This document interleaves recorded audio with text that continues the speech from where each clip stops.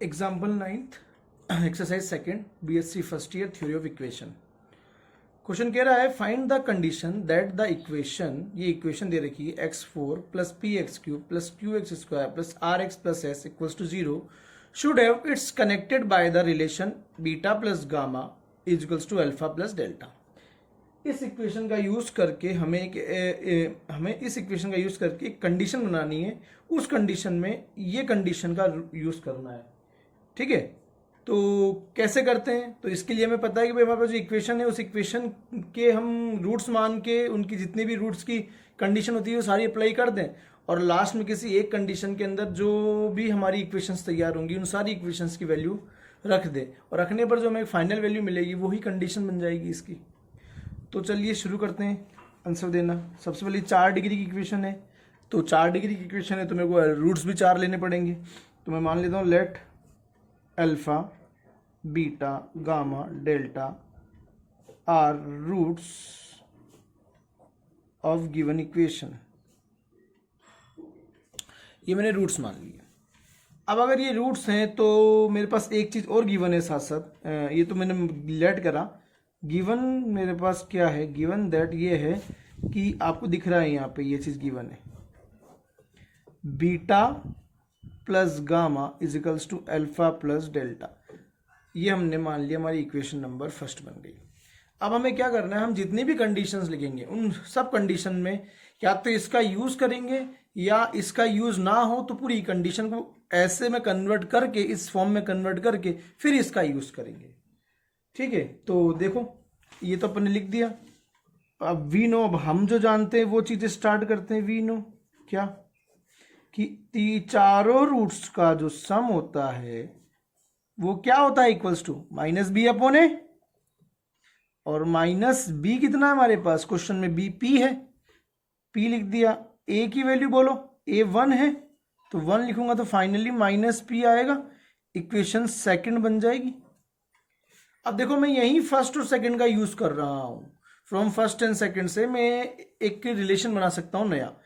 तो मैं लिख सकता हूं from equation first and second, दोनों इक्वेशन का यूज कर रहा हूं। तो देखो क्या होगा, मैं बीटा प्लस गामा की जगह अल्फा प्लस डेल्टा या अल्फा प्लस डेल्टा की जगह बीटा प्लस गामा लिख देता हूं। तो इस अल्फा प्लस डेल्टा की जगह मैं बीटा प्लस गामा लिख देता हूं तो मेरे पास 2 बीटा बन जाएंगे और 2 ही गामा बन जाएंगे और सामने माइनस पी। तो ये हो गया 2 बीटा, ये हो गया 2 gamma equals to minus p. सही है यहाँ तक? तो ये 2 common, beta plus gamma equals to minus p. तो बीटा प्लस गामा की वैल्यू आ गई माइनस पी अपॉन 2। इसी का मैं लिख सकता हूं कि इसका मतलब अल्फा और डेल्टा या बीटा प्लस गामा दोनों का सम जो है वो है माइनस पी बाई 2। ये इक्वेशन थर्ड बन गई। यहां तक भी डन। आगे चलते हैं नाउ हम। अच्छा अब लिख लेते हैं कि अपन ने वहां तक तो कर लिया। अब अपन को मालूम है कि 2 का जो सम होता है ना, alpha beta plus alpha gamma plus alpha delta plus beta gamma plus beta delta plus gamma delta equals to q होता है, राइट? अच्छा, इस इक्वेशन को अपन मॉडिफाई भी कर सकते हैं।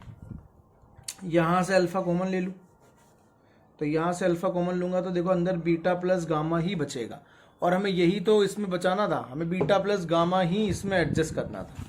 बीटा और गामा की वैल्यू को अपन को बचाना था तो मैंने बीटा और गामा को एक साथ रख दिया सम को।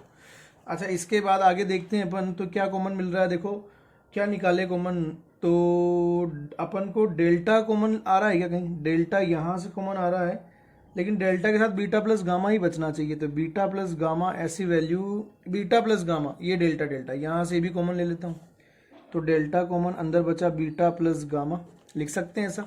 अब बाकी जो रिमेनिंग बच गया वो लिख देता हूँ alpha delta plus beta gamma equals to q. अब ये दोनों कॉमन फिर से, तो ये दोनों फिर से कॉमन आ जाएंगे तो क्या बना? बीटा प्लस गामा और alpha plus delta equals to plus alpha delta beta gamma equals to q. ठीक है, अपनी इक्वेशन नंबर ये आ गई, थर्ड के बाद फोर्थ इक्वेशन है अपने पास, ये फोर्थ इक्वेशन आ गई। अच्छा, इसमें अभी हम वैल्यू पुट अप नहीं कर सकते क्योंकि हमारे पास इसकी वैल्यू तो है, इन दोनों की वैल्यू नहीं है। तो इन दोनों की वैल्यू निकालने के लिए हम आगे एक और कंडीशन लिखते हैं। ऑल्सो हमें एक और मालूम है, 3 का प्रोडक्ट का सम भी मालूम है, 3 का भी लिख लेते हैं। क्या होता है, alpha beta gamma plus alpha beta delta plus alpha gamma delta plus beta gamma delta equals to d upon है, माइनस डी अपोन है, तो आर आ जाएगा, माइनस आर। ठीक है, अब इसमें भी हम बदलाव कर लेते हैं, इसमें भी छोटा मोटा बदलाव कर लेते हैं। तो इसमें अपन को वही चीज कॉमन बनानी पड़ेगी ताकि अपने पास वही सम छूटे जो क्वेश्चन में गिवन था। तो इसको निकालने के लिए देखो, मैं यहां से बीटा गामा ले लेता हूं, इधर से बीटा गामा कॉमन आ रहा है, तो बीटा गामा और कहाँ है, एक साथ ये रहा बीटा गामा।